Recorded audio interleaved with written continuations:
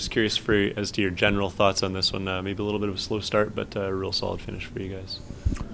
Yeah, it's probably the hardest game you play all year, just because it's a home opener. Those are real difficult games for guys. It's a lot of energy, a lot of things going on before the game in the locker room. Then there's a long wait. Like we had to walk down the tunnel with 7 minutes left in the clock, and then you got to wait for that process. So typically home openers are really slow out of the gates, but we took 3 penalties in the first, and in one respect, it got some of our players really into the game because you only have a small group that penalty kill for us. So that was good. And then from there, I thought both teams played really well. It was for Game 3 of the year and Game 1 for them, like it was a fast-paced game. It was great transition, and it was a good hockey game. Yeah, until the OT winner, you guys hadn't had the greatest night on the power play. I was just, you're obviously switching the personnel a little bit here and there. I was curious as to your read on the power play tonight. It's just really a work in progress. We used 3 different units tonight. Obviously, we used the Banks unit at one point in time, and we've been working with 3 units all week and just trying to find, like I think I said earlier in the week, we feel good about the guys that are on the bus. We just got to get them in the right seats. And right now, that's going to be a work in progress. We just got to be patient with that. How important was Turner Ellison's play late in the second period to get you guys on the board?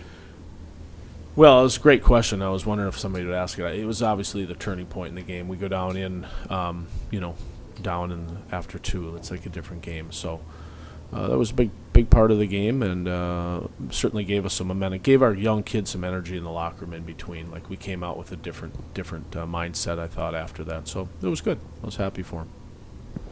For much of the game, Rito was one of your best players, making some key stops. Talk about his game here in his first start in Abbotsford. Rito played well.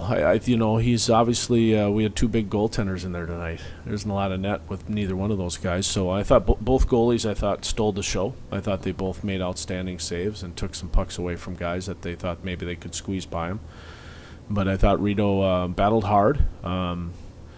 We got in the way of a couple times. One of the things we're working through is just making sure he can see pucks, and we've got some work to do there.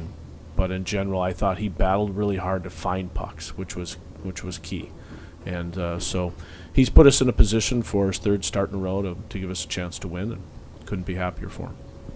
Ben Hanowski with 3 goals in 3 games so far this season. Do you want to touch a bit on how he's been for you guys? Well, he's been good, and the good part for Ben is it's interesting because he was part of the Jerome trade and went last year right from St. Cloud State and went right up into the NHL, and believe he scored in his first NHL game. Then he didn't get one, I don't think, the rest of the way, and now he's here. And, when you make that transfer from whether you're in college or in the Western League or just major, junior in general, you have to find out if you can do this, or do I have to readapt my game as a player? Like a lot of players have to readapt when they turn pro. Like they've got to adapt and find a different way to play. And one of the things that Ben has been able to do his whole high school career and even through St. Cloud State, he's been able to score goals. So he seems to be fitting into that same mode here, and good for him. He's off to a good start.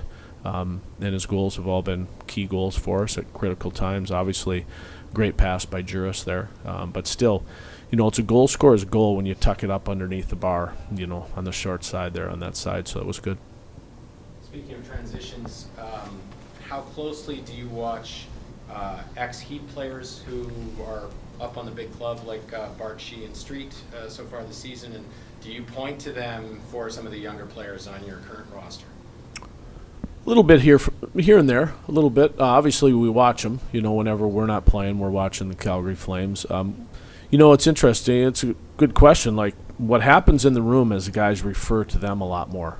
Like, the kind of things that they went through last year. And guys, there's a lot going on in there that the public or nobody knows what's going on. It's just it's a locker room. It's a sacred area. And the guys are real aware of how well those guys are doing and why they're doing well. And then why they're getting the ice time up in Calgary and what are the most critical parts of their game. So there's actually a lot more from the players. I don't really have to say a lot. I think they understand that what's propelled them to there and what made them make the team. And I think they felt that was happening here last year. So the puzzle kind of fits together eventually through the players. What do you think the fans can expect from the Heat this year? Well, hopefully just consistency. The thing that we'd like to do is play at a real good pace and play consistent, whether we're playing at home or on the road. Like, that's the one thing, especially in the first half here. We've got obviously a younger group.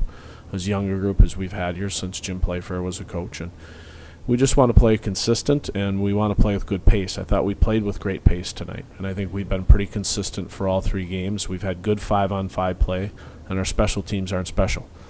So that's just the way that's been so far in terms of at least the power play. The penalty kill's been okay for me, but we just need to play consistent and play with good pace, and while we're doing that, we have to develop players, and that'll be through our pace. We've got a lot of new faces this year. Is there anything that you do yourself as a coach or a coaching staff to maybe adjust to those talents and new players coming in?